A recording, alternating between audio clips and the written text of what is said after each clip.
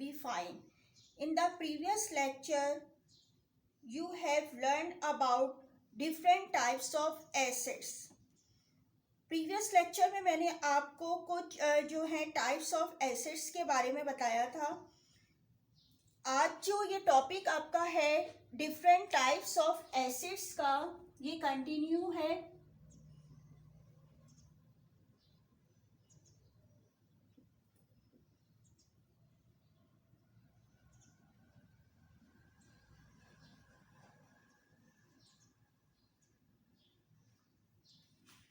Previous lecture से कि आपको बताई गई थी कुछ जो एसिड्स की टाइप्स, जैसे कि नेचुरल एसिड्स के बारे में बताया था और आर्टिफिशियल एसिड के.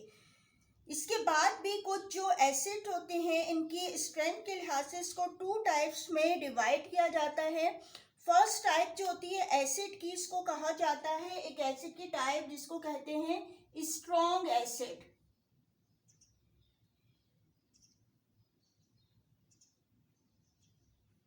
और अगर स्ट्रॉन्ग एसिड की एग्जाम्पल्स देखें तो कौन सी होती हैं?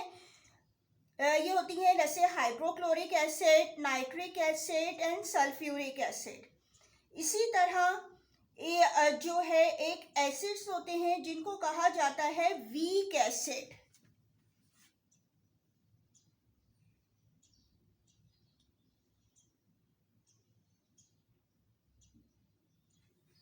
वीक एसिड में कौन कौन से एसिड शामिल हैं? जैसे एसिटिक एसिड है, ऑक्सैलिक एसिड है, ये कहलाते हैं वीक एसिड. इसके अलावा भी आपकी बुक में जो है कुछ और एसिड्स की टाइप्स बताई गई हैं. जैसे कि एक टाइप आपकी बुक में है जिसको कहा जाता है मिनरल एसिड.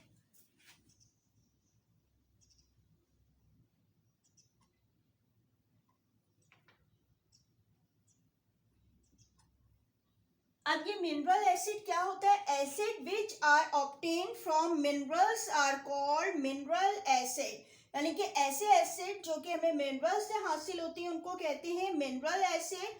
और इनऑर्गेनिक एसिड, यानी कि हम इसको मिनरल एसिड भी कह सकते हैं और इनऑर्गेनिक एसिड.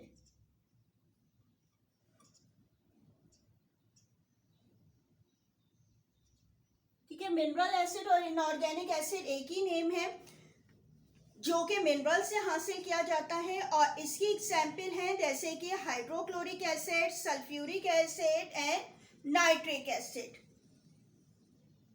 इसी तरह एक और टाइप है एसिड की जो कि कहलाती है ऑर्गेनिक एसिड.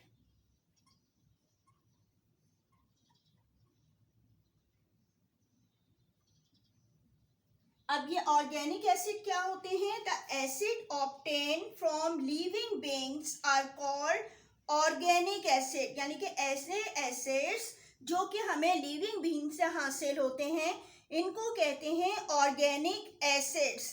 यानी कि ये जो एसिड्स होते हैं प्रेजेंट होते हैं इन द ह्यूमन बॉडी में भी, एनिमल्स में भी और प्लांट में. और इनकी एग्जाम्पल्स अगर देखें तो इनकी एग्जाम्पल्स क्या होती हैं? जैसे सिट्रिक एसिड है, एसिटिक एसिड है, लैक्टिक एसिड है.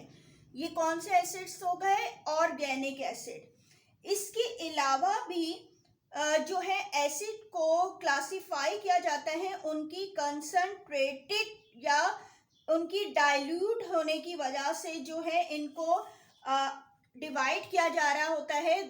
यानी कि ये टू टाइप्स में होते हैं. कुछ एसिड्स ऐसे होते हैं जो कि कंसंट्रेट होते हैं, कंसंट्रेशन उनमें मौजूद होती है. यानी कि फॉर एग्जाम्पल है कि जैसे कि हाइड्रोक्लोरिक एसिड है. ठीक है, हाइड्रोक्लोरिक एसिड में क्या चीज़ शामिल है? हाइड्रोजन और क्लोरीन शामिल होती हैं. अगर इनको डिसॉल्व किया जाए स्मॉल अमाउंट ऑफ वाटर, यानी कि थोड़ी सी मिकदार पानी की इसमें शामिल कर दी जाए तो ये जो एसिड्स होंगे इनको क्या कहा जाएगा? इनको कहा जाता है कंसंट्रेटेड एसिड.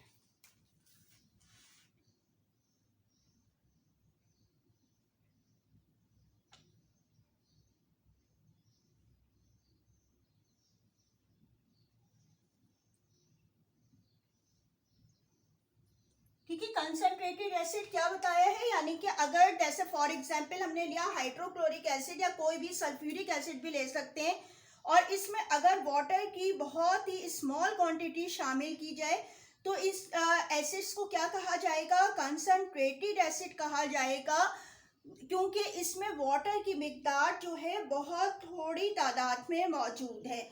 और अगर वाटर जो है ज़्यादा क्वांटिटी में शामिल कर दिया जाए उस एसिड में, तो अब इस एसिड्स को क्या कहा जाता है, इस एसिड्स को कहा जाता है डाइल्यूट एसिड।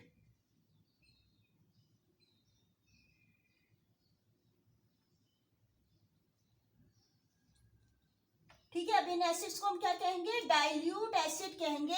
क्यों, अगर इनमें हम वाटर की बहुत ज्यादा मिकदार शामिल कर दें, जैसे हाइड्रोक्लोरिक एसिड ही है, उसमें अगर वाटर की क्वांटिटी जो हम बहुत ज्यादा तादाद में मिक्स कर देते हैं तो अब वो एसिड क्या हो जाएगा, डाइल्यूट एसिड कहलाएगा। यानी कि कंसंट्रेटेड एसिड और डाइल्यूट एसिड किस वजह से बने हैं, उनके वाटर के अमाउंट की वजह से। ठीक है, अगर वाटर का अमाउंट ज़्यादा डाल दें किसी में तो क्या हो जाएगा, वो जो है डाइल्यूट एसिड बन जाएगा। और अगर वाटर की जो है अमाउंट है उसको कम रखा जाए तो उसको क्या कहेंगे, कंसंट्रेटेड एसिड, या फिर ये क्या होंगे, प्योर एसिड होंगे। ठीक है, यानी कि इनमें वाटर की क्वांटिटी कम तादाद में तो ये प्योर एसिड होंगे। तो यानी कि ये जो है ये कुछ टाइप्स हैं, डिफरेंट टाइप्स ऑफ एसिड्स की, जो कि आपको यहाँ बताई गई हैं।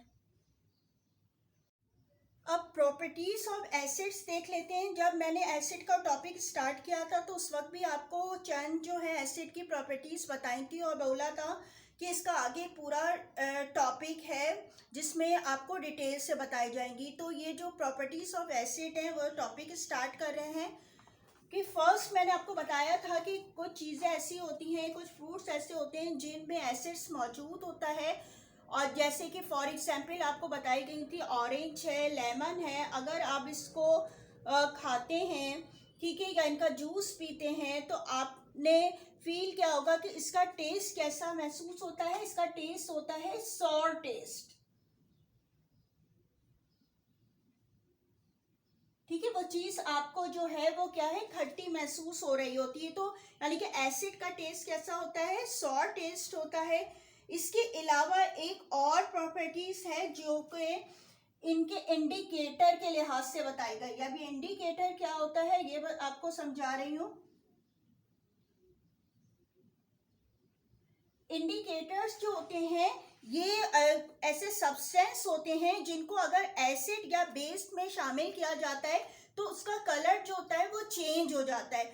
और कलर जब इंडिकेटर की वजह से चेंज हो जाता है तो ये हमें पता चल जाता है कि ये चीज़ जो है एसिड है या बेस है। ठीक है, मुख्तलिफ किस्म के इंडिकेटर होते हैं, इसके बारे में भी आपका टॉपिक जो है अलग से इस बुक में दिया गया है कि फॉर एग्जाम्पल इंडिकेटर्स जैसे कि एक होते हैं इंडिकेटर जो लिटमस पेपर होते हैं। ठीक है, इसको शामिल अगर किया जाता है एसिड या बेस में तो उनका कलर चेंज होता है और इससे पता चलता है ये एसिड है या बेस। इसके अलावा इंडिकेटर मिथाइल ऑरेंज भी होता है, इंडिकेटर का नेम है। इसी तरह फिनोफ्थलीन। ठीक है, ये इंडिकेटर्स के नेम है। तो इंडिकेटर यानी कि अगर हम कोई भी इस तरीके से सपोज कि कोई आपने एक टेस्ट ट्यूब ले ली,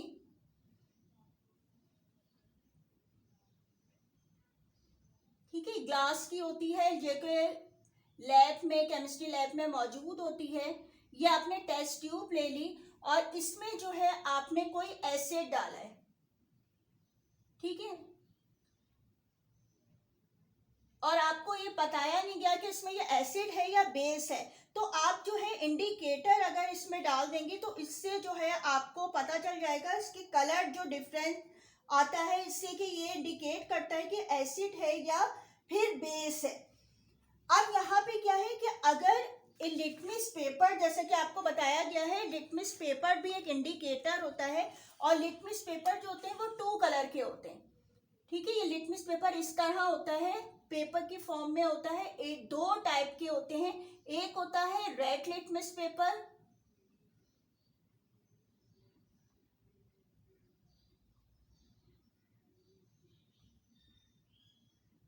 ठीक है, एक रेड लिटमस पेपर होता है और एक जो लिटमस पेपर होता है वो ब्लू होता है।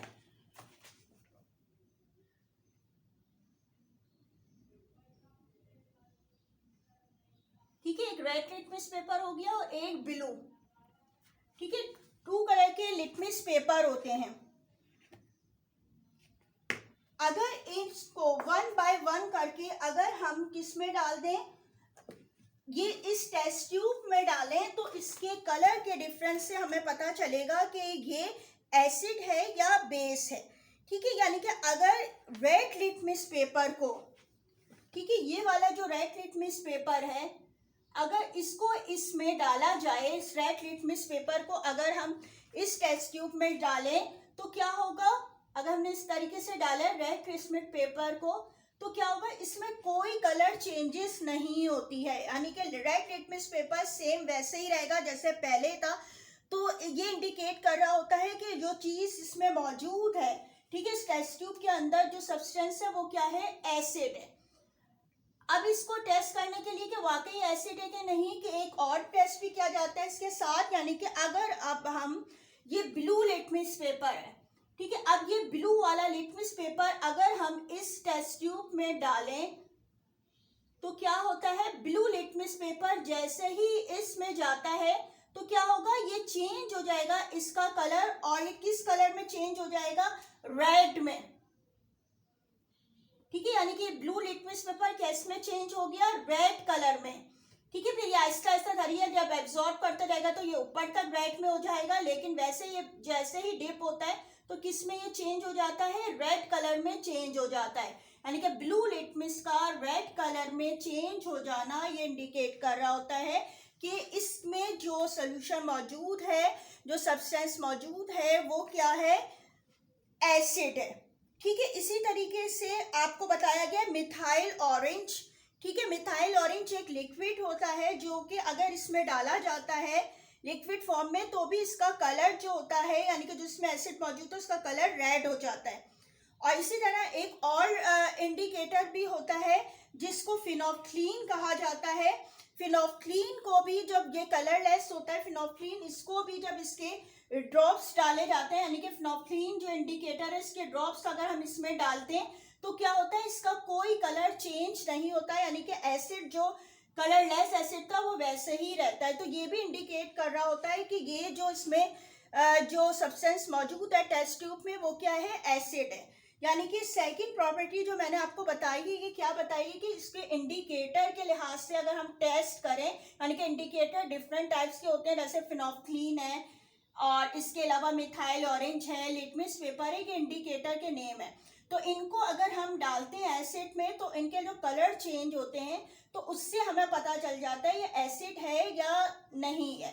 ठीक है, यानी कि अगर लिटमस पेपर के लिहाज से हमने जो किया कि रेड लिटमस पेपर रेड ही रहेगा तो इसका मतलब है कि एसिड है। इसके अलावा अगर हम ब्लू को अगर हम इसमें अंदर जो है वो डिप करते हैं तो क्या होता है, ब्लू चेंज हो जाता है रेड में।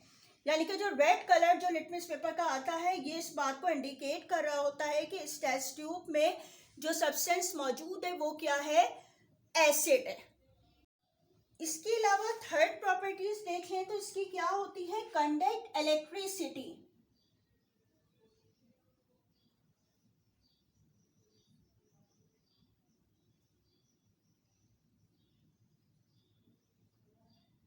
यानी कि अगर कोई भी हम एसिड लें और इसमें जो है इलेक्ट्रिसिटी पास की जाए तो इन एसिड से जो है इलेक्ट्रिसिटी पास हो जाती है। यानी कि जो एसिड्स होते हैं वो गुड कंडक्टर ऑफ इलेक्ट्रिसिटी होते हैं।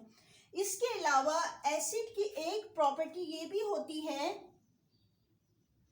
कि acids are corrosive in nature.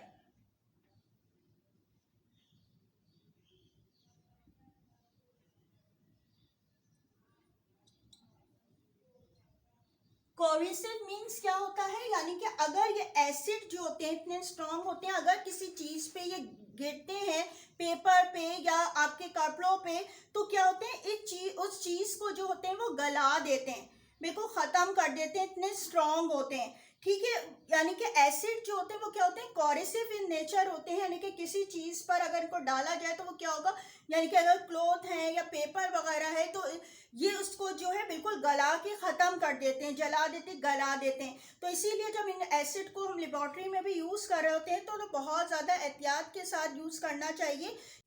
यानी कि जो एसिड्स होते हैं इनको जब हम लेबॉर्ट्री में यूज़ करते हैं तो बहुत ज़्यादा एहतियात के साथ यूज़ करना चाहिए, क्योंकि अगर ये आपकी स्किन पर भी गिर जाते हैं या उस पर लग जाएंगे तो क्या होते हैं, उसको भी जो है वो ख़राब कर देते हैं और आपको जलन होती है बहुत ज़्यादा। तो इसलिए जो है बहुत ज़्यादा एहतियात की ज़रूरत होती है इन एसिड को यूज़ करते हुए। इसके अलावा इसकी एक लास्ट प्रॉपर्टीज देख लेते हैं कि एसिड जो है react with the more active metal.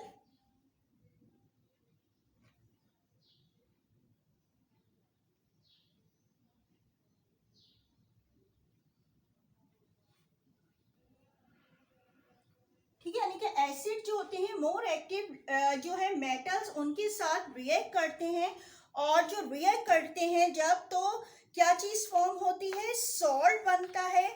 और इसके अलावा जो है हाइड्रोजन गैस जो होती है वो रिलीज करते हैं।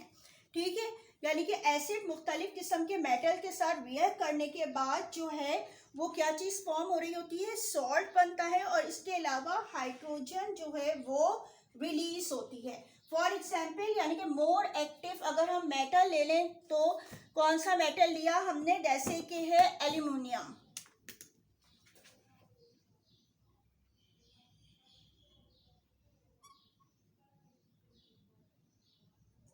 ठीक है, ये एक मेटल है, अगर हमने लिया और इसका रिएक्शन करवाया हाइड्रोक्लोरिक एसिड के साथ,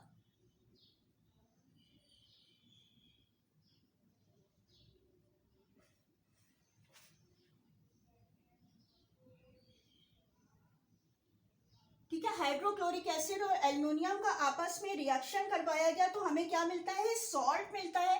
और कौन सा सॉल्ट मिलेगा यहाँ पर, एल्युमिनियम क्लोराइड।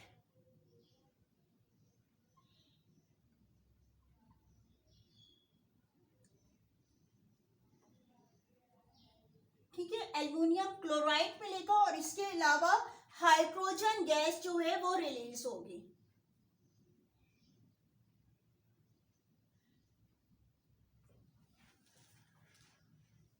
ठीक है, ये चंद जो है ये मैंने आपको प्रॉपर्टीज बताई हैं एसिड्स की है सारी, कि एसिड्स की जो प्रॉपर्टीज क्या होती हैं, आप जो है इनको किस तरीके से आइडेंटिफाई कर सकते हैं।